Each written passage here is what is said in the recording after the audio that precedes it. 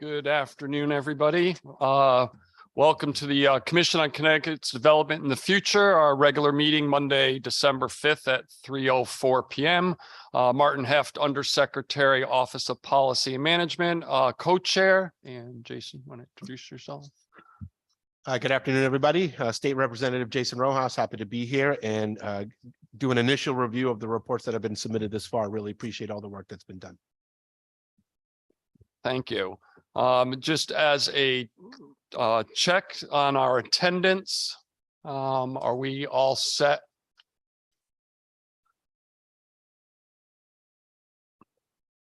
Our clerks are just checking, so bear with us one moment.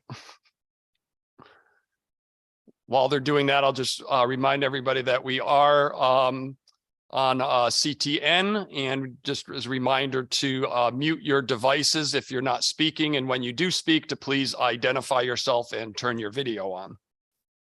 And we are set for attendance, so thank you very much.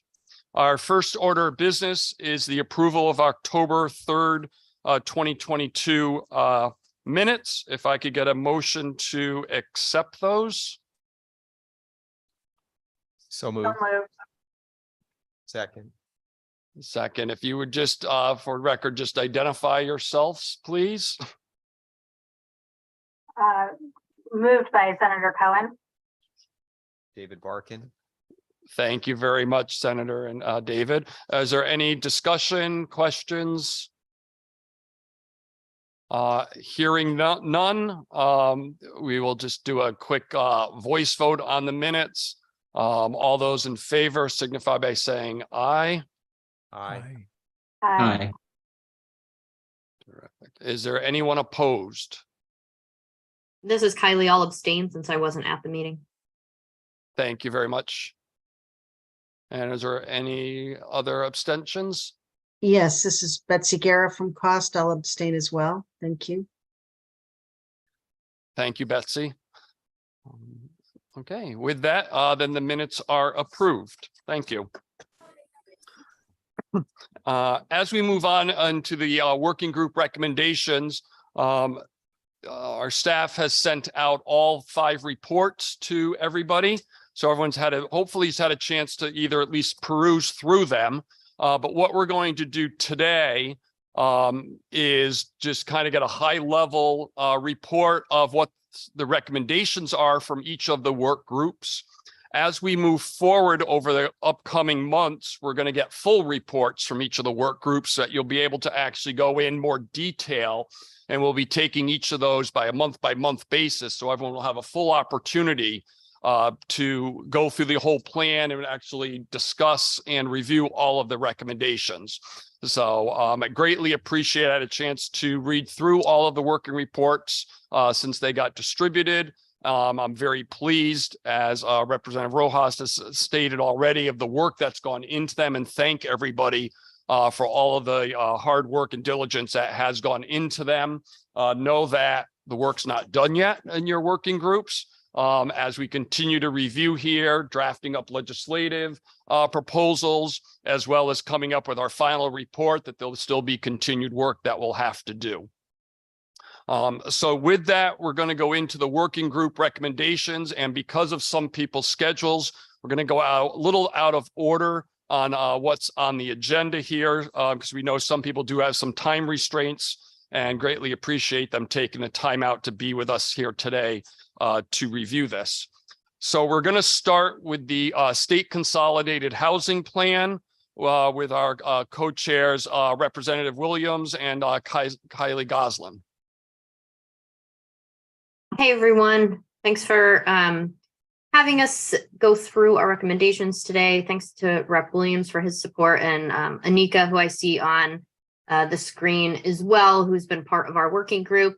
I'll just start by saying that we've been meeting just about monthly since last March, and we've had some great conversations, some spirited conversations, some quality debate. The group has done a good amount of reading and work on their own in between meetings, as well as submitting information to myself and Representative Williams between meetings. So I want to thank the work that's been, thank the folks that have been part of our work group, and just acknowledge the amount of work that's been done on all of these work groups. It's been quite a bit over the last many months.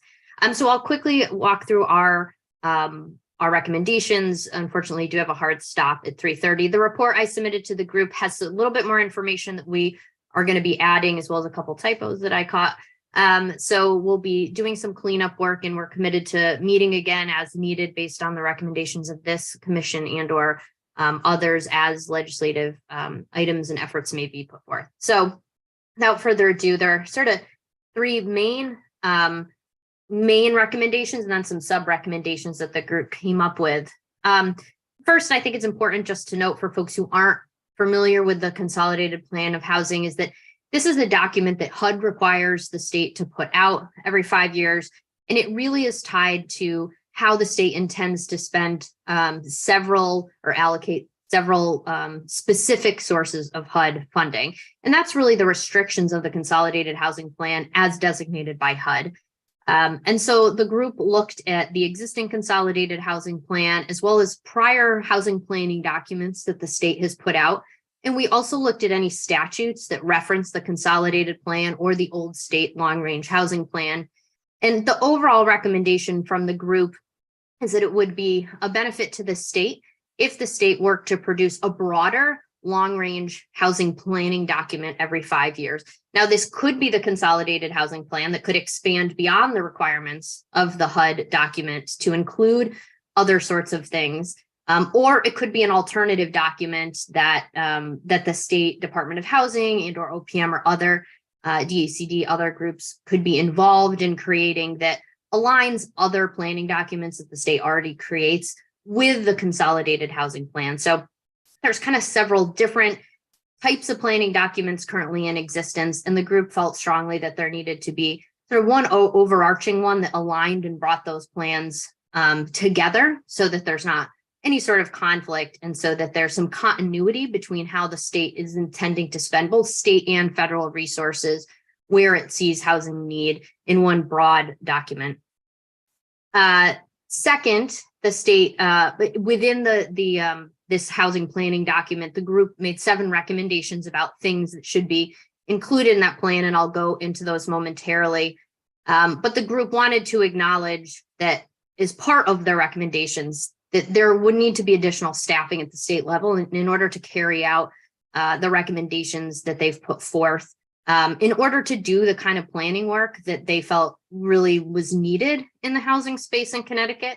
And so there's a statement in the report that you'll see that there's limited capacity at the Department of Housing and others departments to really carry out the kind of needs assessment and housing planning that we feel needs to take place, whether it's part of that Consolidated Housing Plan, but an expanded version. The 7 elements we recommended to be included in a broader housing planning document for the state, including requiring regular state housing needs assessments every 5 years and incorporating findings. And this would include maybe an interim report or 2 between those 5 years. The point of this is that obviously, as we've seen the last couple of years, the housing market changes very quickly and can pivot. And so it's important that the state be able to assess housing needs on a regular basis and look at segregation, both racial and economic segregation, as well as taking into account other sorts of data like homeownership versus rental and that sort of thing. And we've detailed in the report some other elements that we think should be incorporated into that housing needs assessment. The second is to expand evaluation of prior performance and align it with AAP and CAPER. So again, this gets back to the point of really looking at how did we perform on prior planning documents, whether that's the Consolidated Housing Plan, again, or this larger state document we're recommending, and looking at where did we hit our goals, why not, are there market conditions that we need to address with funding in a different way, and also aligning it with other types of state planning documents. The third recommendation is to tailor plans to communities. Not surprisingly, as all of you know, all of our communities are different, rural, urban, suburban, with all sorts of different housing stock as well as infrastructure. And so folks felt it was important that the plan recognize all of those things, as well as look at, again, racial and ethnic and economic segregation, what towns have produced affordable housing, which towns haven't to date, which have certain fiscal resources, looking at grand lists and all sorts of other factors, but that any state long-range housing planning document should really look at the individual communities and take into account differences in that planning effort. Fourth, identify opportunities and incentives for rehabilitation and preservation, looking at specifically our housing stock. And in the consolidated housing plan already does some of this, but expanding that to incorporate other types of resources outside of those federal streams would be helpful. Addressing housing quality and healthy homes was another thing the group felt was important. So again, not just constructing new units or rehabbing old, but how can we work on really addressing some of the housing quality and health issues that exist in our older housing stock here in the state? What resources do we have to address those problems, and incorporating those into this larger planning document, acknowledging that stock and acknowledging those challenges and how we might go about repairing them. 6, identifying strategies that might be non-funding related should be part of this larger planning document. And that could include things like upzoning, and also looking at outside actors and other plans that might be relevant to the space. And then the last one is incorporating input from people with lived expertise. So the Department of Housing, in its current iteration of the Consolidated Housing Plan, does bring together parties outside and host public events to seek input. But the group wanted to specifically note the importance of including individuals with lived expertise of housing insecurity, and bringing them into the process in an intentional way, compensating them and seeking their expertise on how to create a plan for the state's housing resources that really is responsive to true need. And we have a conclusion section at the end which summarizes that. So hopefully that's the high level overview. I'm happy to answer questions that folks may have about that. Thank you very much, Kylie. Greatly appreciate all the work that your group have put into that. We're actually not going to go through and do full discussions on the reports. The high-level reports are doing of the recommendations, so we can get through all of the recommendations today. That will be forthcoming as we take, as I mentioned earlier, going through each of the work groups and having a full presentation and full discussion on each of those. So that way each working group gets its due course in review of the whole process. So thank you very much, Kylie. Everyone just remember to jot any notes and questions down for upcoming future meeting. With that, we're going to move on to sewerage. Senator Cohen, Donna Hamsey. Yes, thank you, Undersecretary Heft. Appreciate that. Our subcommittee has met several times, 5 times formally, and several times we had discussion via email, great debate back and forth. I have been co-chairing with Donna Hamsey Carocha of CCM. Unfortunately, she's taken a leave and we miss her very much. Our thoughts are with her, but we have a group that is 20 strong and no shortage of good ideas and how we should move forward with respect to sewerage and housing.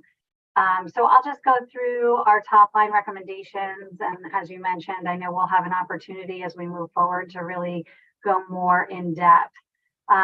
So our first recommendation would be to establish regulatory framework for other non-conventional treatment systems, including alternative treatment systems, which I'll refer to as O and ATS. Obviously, prior to developing any such regulatory framework around O and ATS, the subcommittee really dove in and said we would need to do the following, which would be to conduct a data-driven study of other state and county sewage programs with a focus on O and ATS. That study would need to identify the resources necessary for the study's success and future use.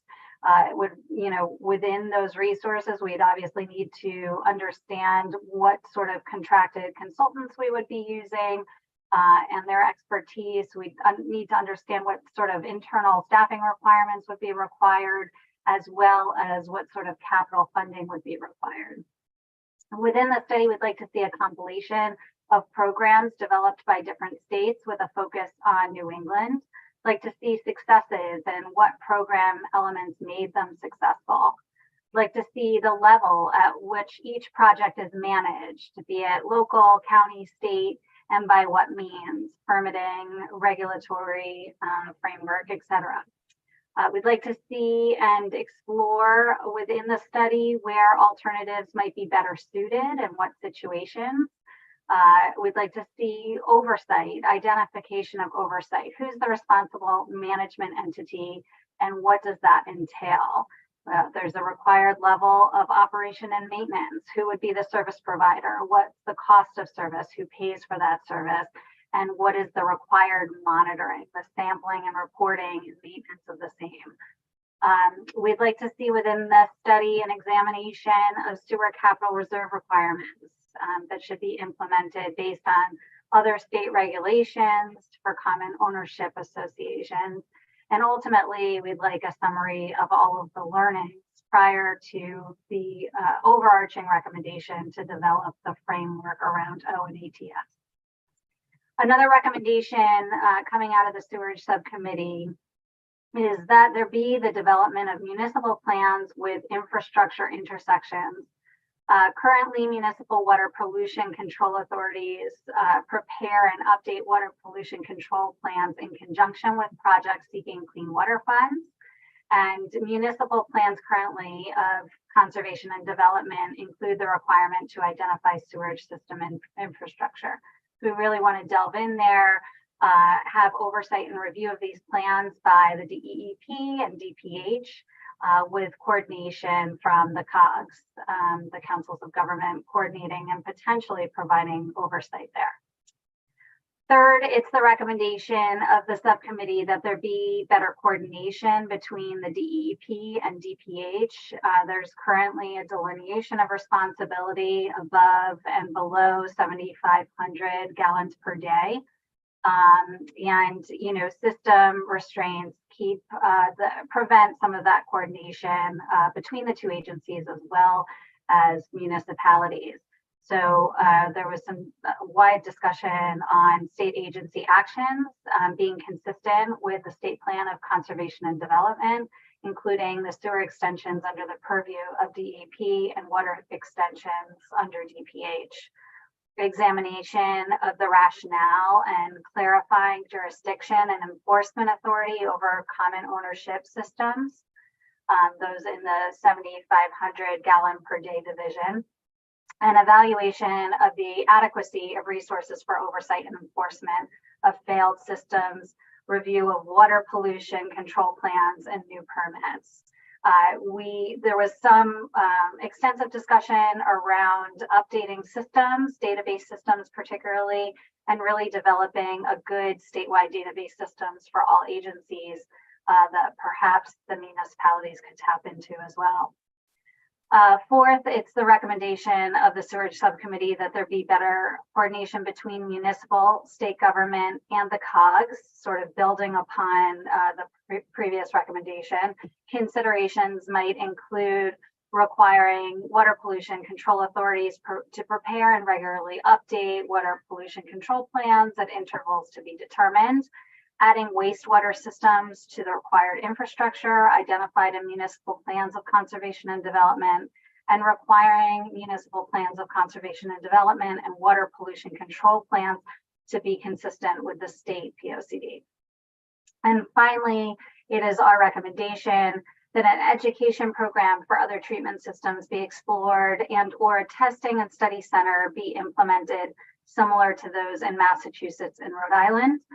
We know that there's a lot of knowledge to pull from here. Subcommittee doesn't deem it necessary after consultation with our state agencies to test the viability and technology associated with these systems. However, using the scientific expertise that we have available to us, perhaps of UConn or CASE, or potentially partnering with one of these other testing facilities, such as the one in Barnstable County, which was mentioned several times throughout our meetings together. These could be valuable in developing a program for education or training opportunities in collaboration with our state agencies. So that's where we landed on the Sewerage Subcommittee. Terrific. Thank you very much, Senator Cohen, and for holding down the fort, as you said, and our, prayers and thoughts go out to Donna and her family as well. Thank you. Moving on, our next is state municipal statutory plan process. Representative McCarthy Vahey and Aaron Kemple.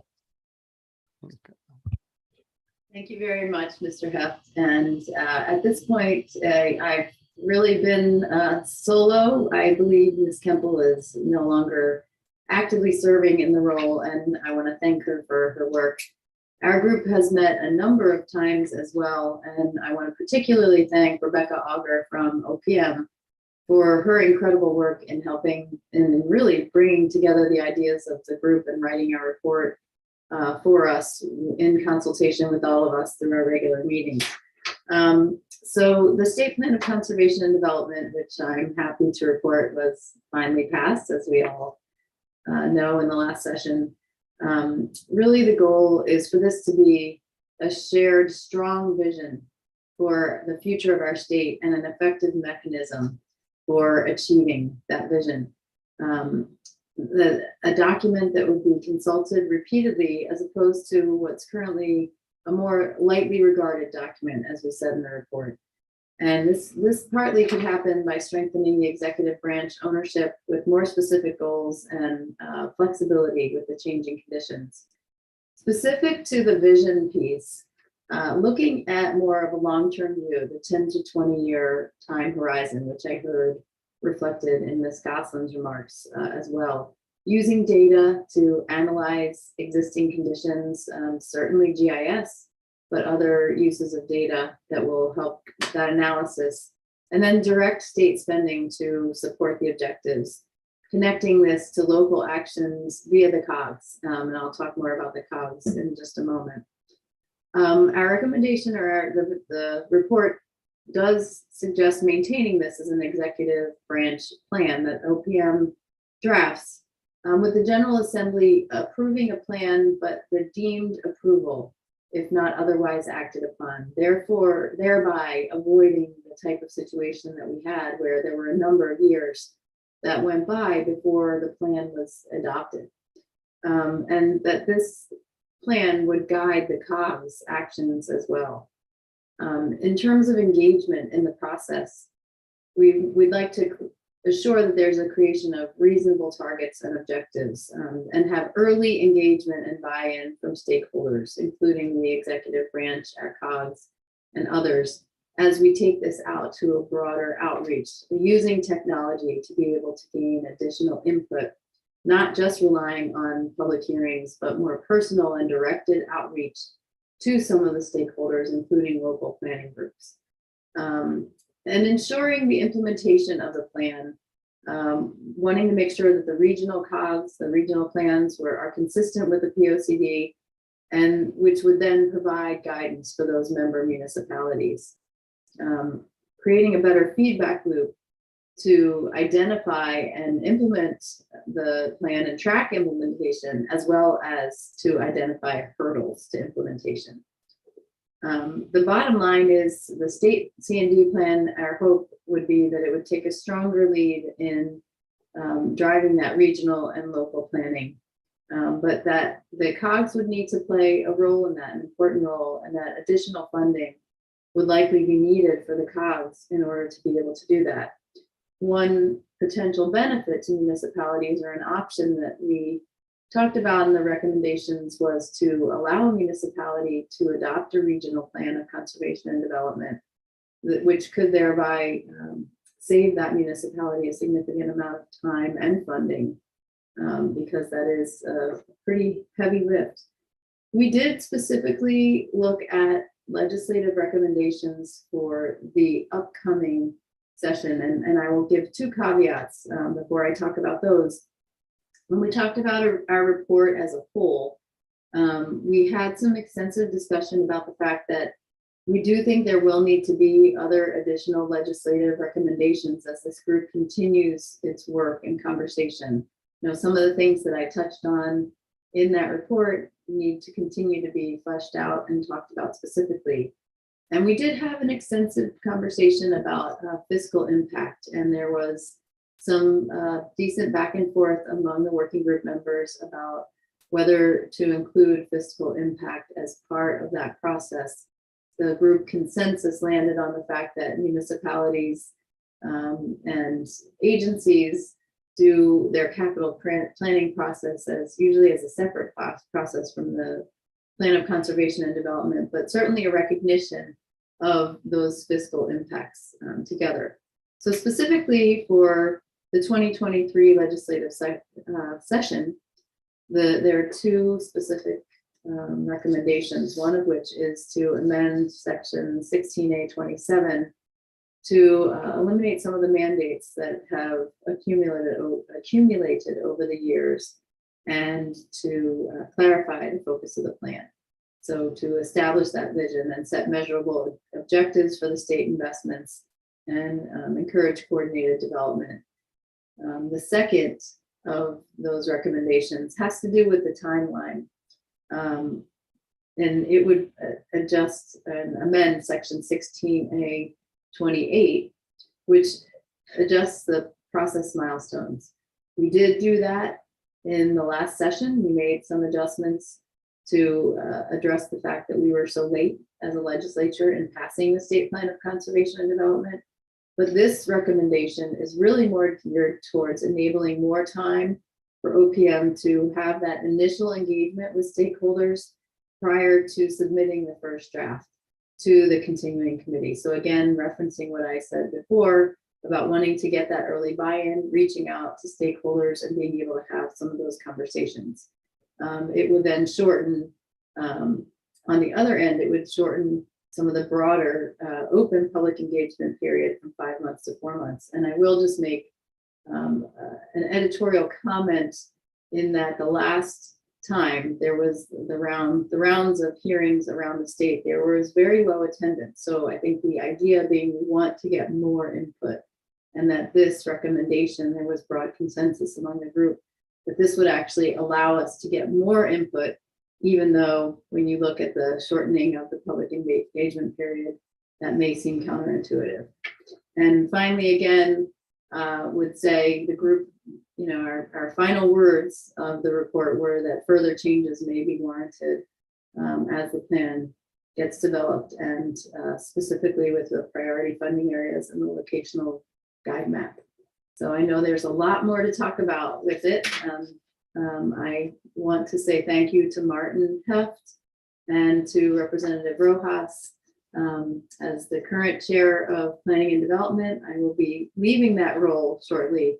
And I am very, very grateful for the work that this commission is doing and will continue to do, as well as all of the leaders on the working group.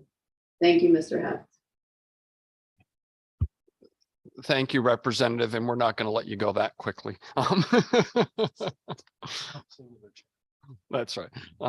For that, thank you, and appreciate some of the legislative proposals there, even for this year, which we'll discuss shortly on our agenda as well.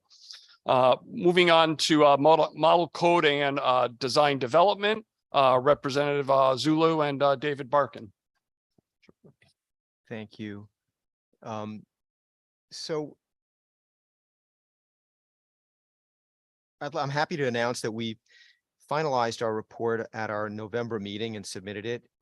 It was 8 months of spirited discussion and coming to a reasonable compromise, I believe, at the end in terms of the language of the report.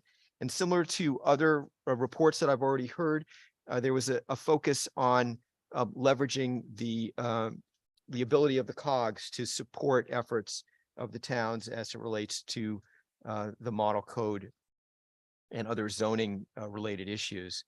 But our primary recommendation is consistent with Public Act 2129 in order to develop a model code.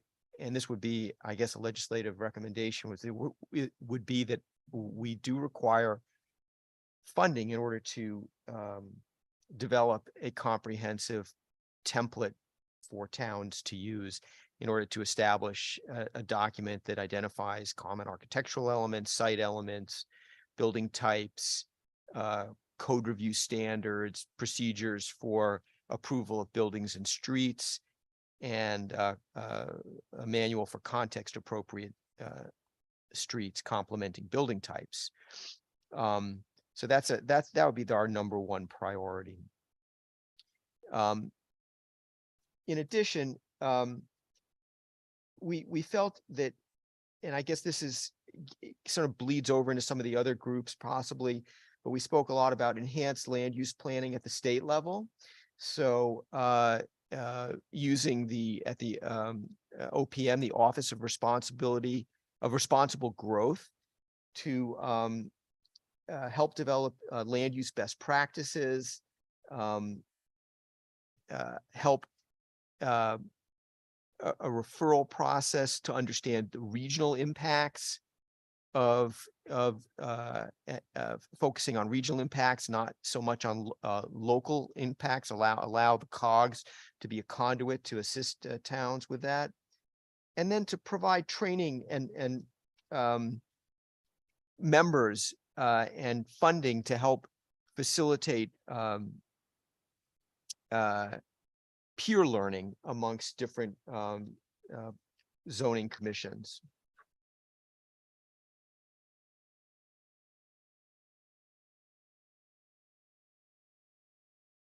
In addition, we saw the need to provide to help towns, that the state government could provide perhaps funding to help update local zoning plans, integration of zoning plans with the local plans of conservation and development, so that these aren't two separate items,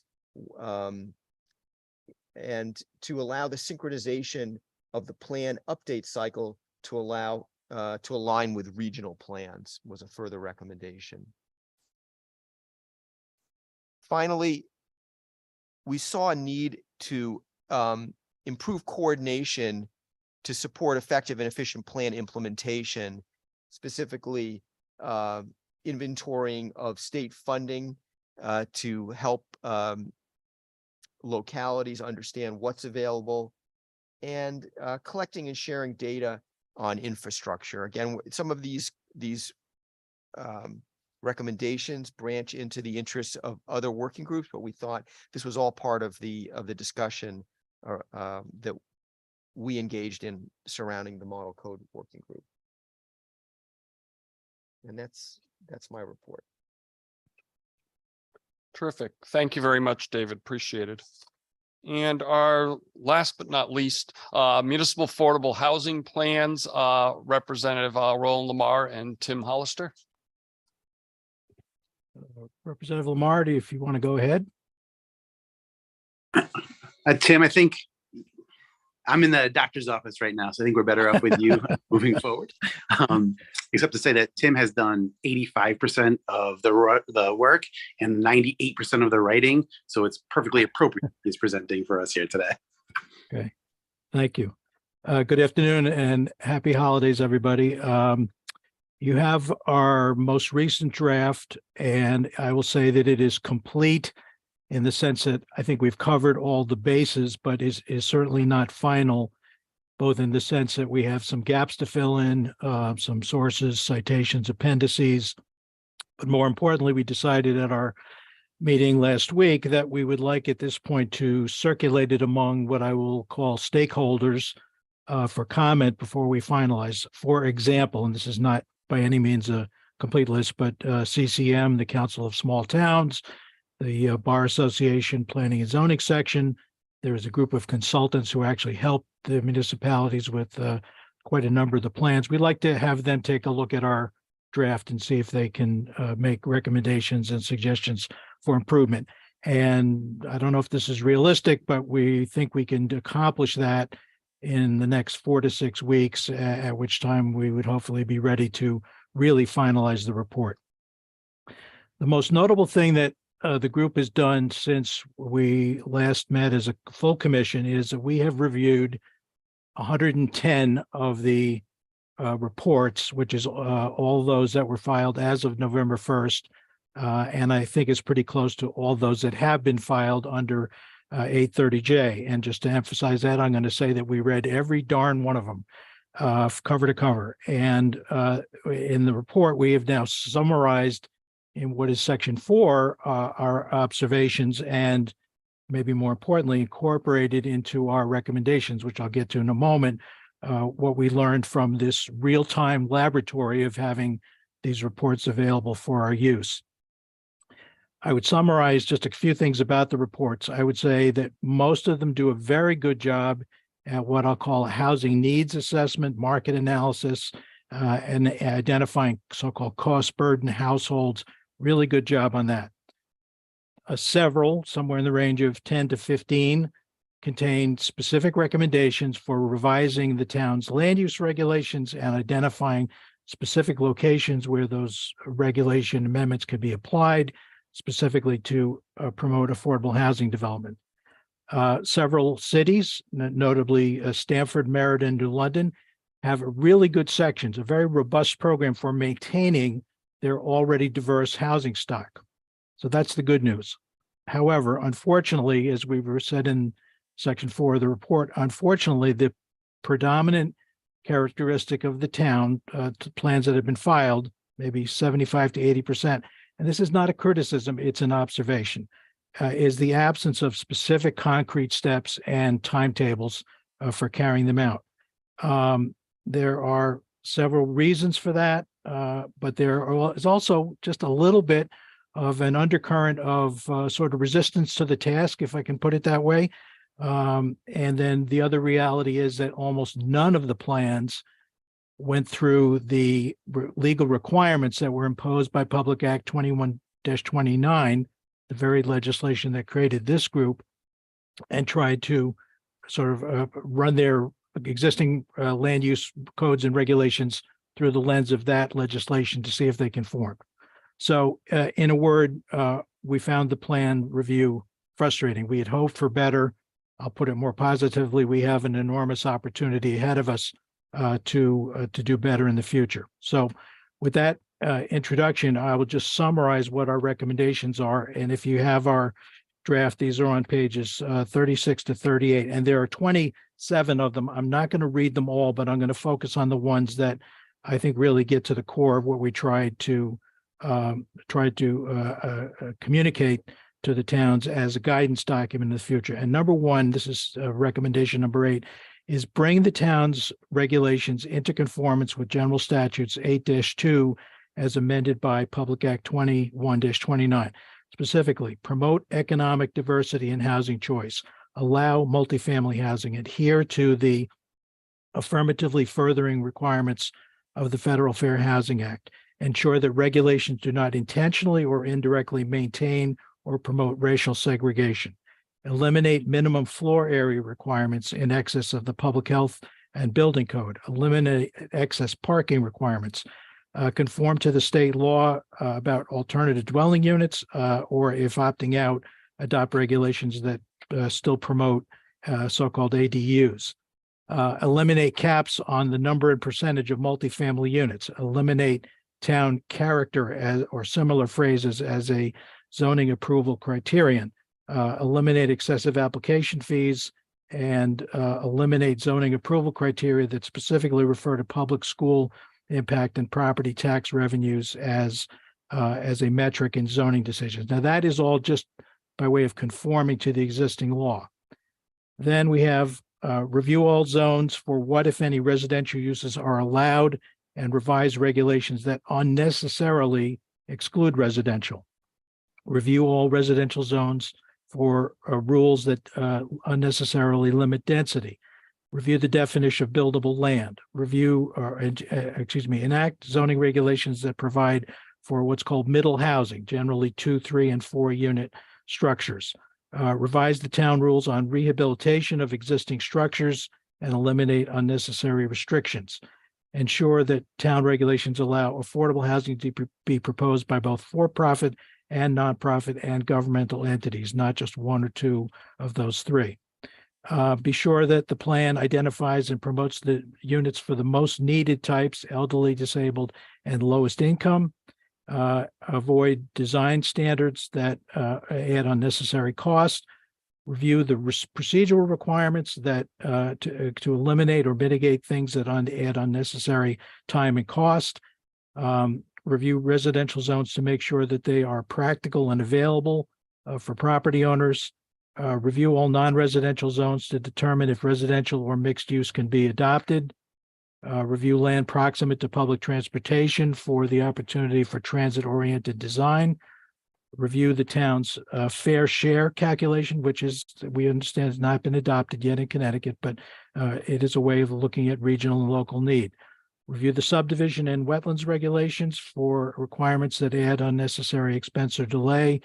Align the plan with the town plan of conservation and development.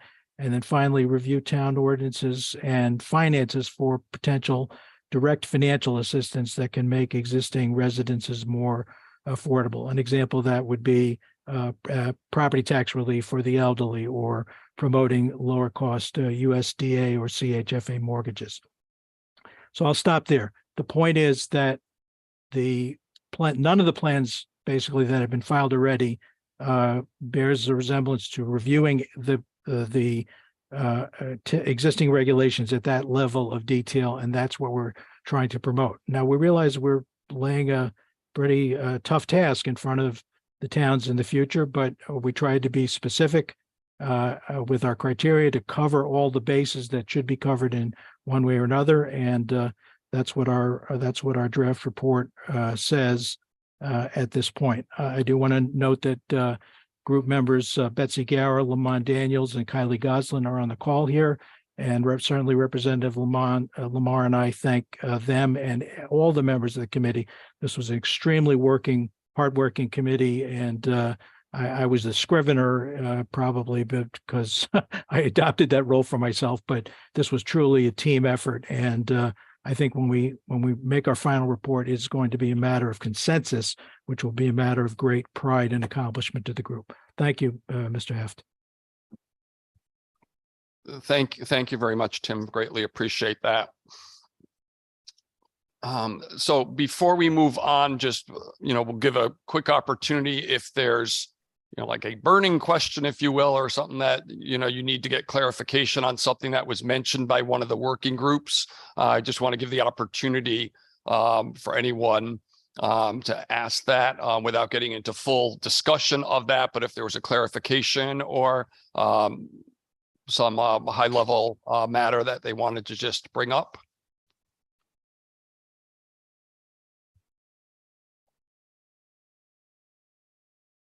Okay, not seeing. Oh, Senator, thank you. Senator Wong. Thank you, Mr. Heft, and thank you to all the committee people for their presentation. I really appreciate it. And I'm eager to read more in depth on the final reports. But one of the questions I had was that the submission of the report from the various working groups will have to go through various committees' public hearing and vetting and public input. Would that be correct? I just need to ask that question. Sure. No, thank you, Senator, for your question. I mean, I think one of the additional actions that I think we need to take as a group is to have a conversation about what does become legislation and in what manner. There are issues. First, thank everybody for the amazing work that they've done in compiling the draft reports as they're been presented to us. I think it's very helpful to me as a legislator who's been around a long time to have all this information consolidated into very concise documents that are easily readable. But then we have to make determinations about exactly what any particular committee might come up. And I think this will lead us to a conversation about that. Representative McCarthy-Vahey noted that she'd be moving on from the Planning and Development Committee. There will be a new House chair of the Planning and Development. I suspect there'll be a new Senate chair of the Planning and Development Committee as well. And there might be changes in housing. So to your question, yes, right. Anything that comes out of these working groups, either as a consensus document, as a direct recommendation. We recognize there's probably not 100% buy-in by every member who's participated in this effort to arrive at the day we're at. But there will be a process for it. These ideas, some of them may be turned into legislation much sooner than perhaps other pieces of it.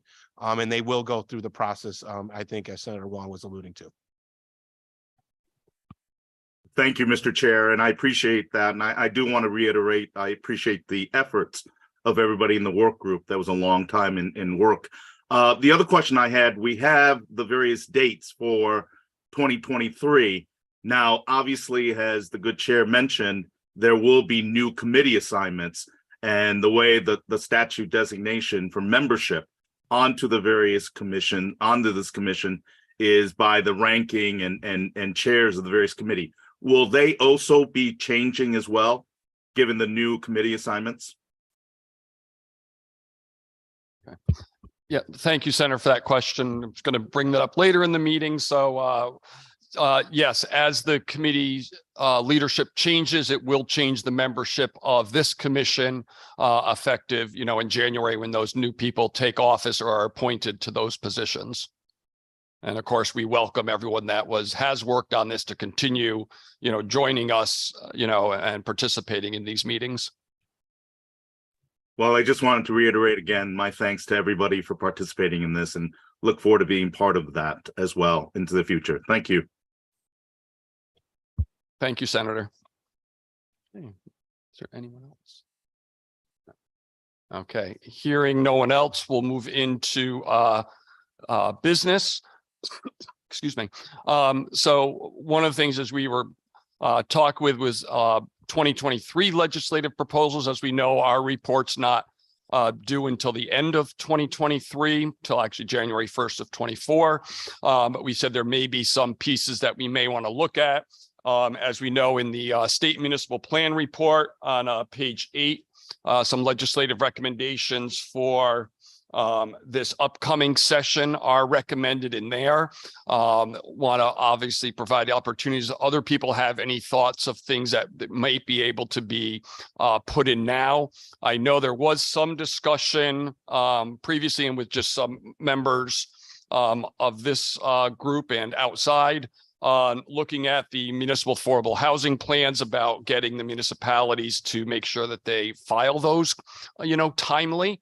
That there was no provision put in originally when those were filed for any per se, penalty on that. And we may want to also look at the way it's handled with discretionary funding with the municipal plan of conservation and development, and using the same method there, that if they don't have their municipal affordable housing plan in, that they would have to get a waiver or they're not eligible for the discretionary funding. So that might be a provision that could be looked at to make sure that we get all the municipalities, their plans updated and accordingly, which is the same provisions as the municipal plan. So that was one other thought as well. But open it if other people have thoughts on anything that they may think of for this upcoming session, as we're still compiling and working through all of these recommendations.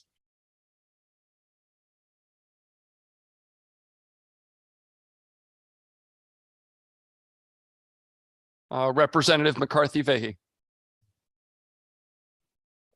Thank you, Mr. Chair. Again, just a little bit of a process question because of the timing of the meetings and putting forward bills. We, as a group, will not be meeting a full body again until the 9th. And as you referenced, and I know I kind of jumped ahead when I shared the report that that our working group had some specific 2023 proposals that we as a working group had come to consensus on among the members who were part of those conversations. And certainly, as we all know, during the legislative process in the first year of the session, any member can put in any bill, but is there a sense that we do want to look very specifically through this body itself at some of those 2023 recommendations, and is that anticipated at a January meeting?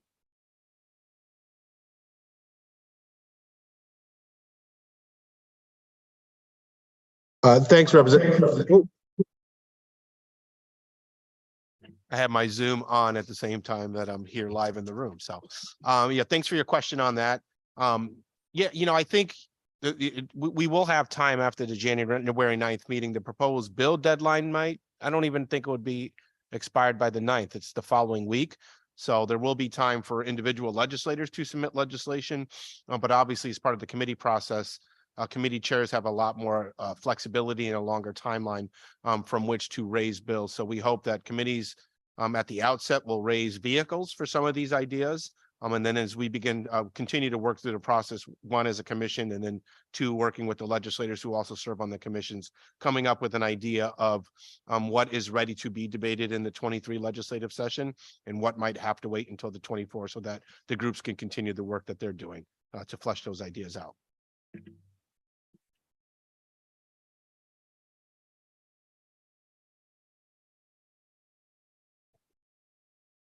Okay, so with that, if anyone has, additional items they think of or want to discuss, to please, reach out to, us, and we can, obviously address those. We'll look at some of the things that we've discussed, and we can, prepare some stuff for our January meeting. The next item is review of the commission timeline. What the plan is now, as we kind of discussed earlier, is starting with the January meeting, is to take each of the working groups and actually do a full presentation of the report and go through and discuss all of the recommendations in there. One of the things which is great in seeing, hearing the reports and reading through them, is there is a lot of commonality in it, and there are some overlaps. We heard a lot, Council of Governments. We heard a lot on different topics there. So one aspect will be nice once we get all the recommendations kind of in, is kind of get them onto, if you will, a spreadsheet, look at what things are common, which things overlap. And then I kind of see us going through looking at what things can be done immediately, what might be a year out, what are going to be future that need a little more work, and then try to consolidate that down as we're working as our draft report and our final report is to come up with, here's our primary, recommendations, or maybe a whole lot of sub pieces under that. One might be Council of Governments, and then here are the pieces for that, as an example. So that's kind of looking forward as kind of a process as we, review these recommendations, to have all those done by July 1st. Then start drafting the report, have that done by September, and a final report in by the January 1st, 24 deadline. And with that, as we had said, we're going to be having the full working group reports, recommendations, starting with our January 9th meeting. The co-chairs can either put you all into a hat and draw names and figure out who's going to go first, or is there any volunteers that are a working group that's like to go first in January? Always good to ask for volunteers before signing. Mr. Huff, Yes, Representative. is it terrible of me to volunteer someone else to go first? I actually, that it's a process question, but I would love if with the commission's indulgence to see if we can have the support from the team. Like I said, Rebecca Auger, who has been such an integral part of this, and in part because some of those legislative recommendations that we have in ours are time sensitive with respect to the creation of the plan. I would put that forward for your consideration. Thank you. I'd like to see, since you won't be the chair of that, you can assign it, right?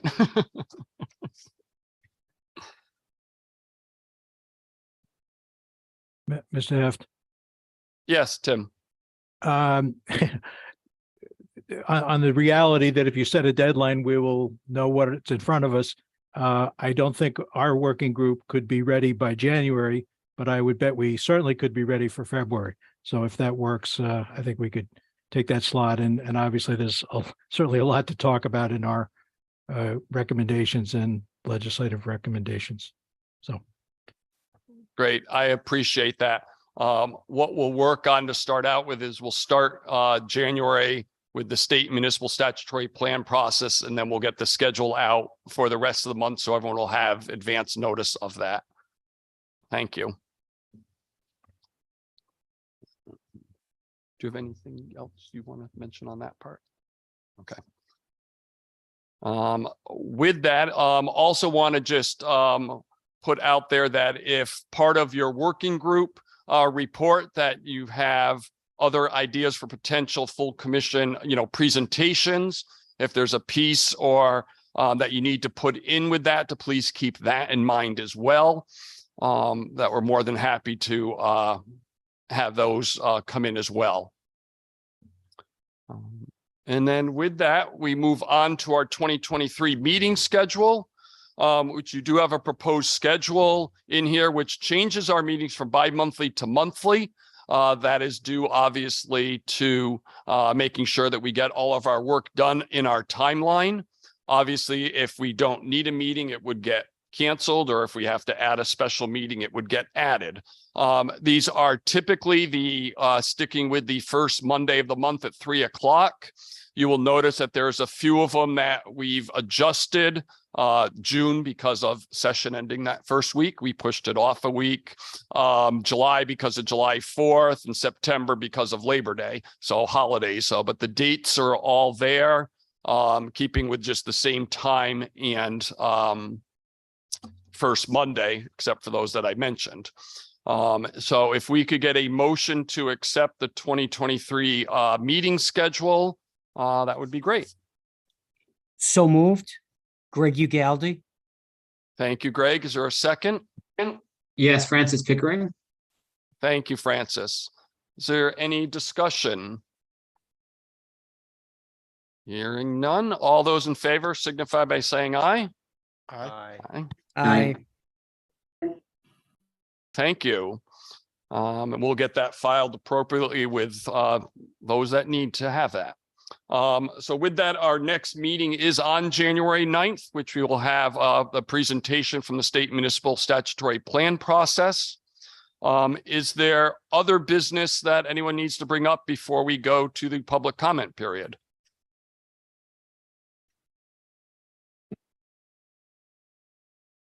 Hearing none. And I don't believe we had anyone registered for public comment.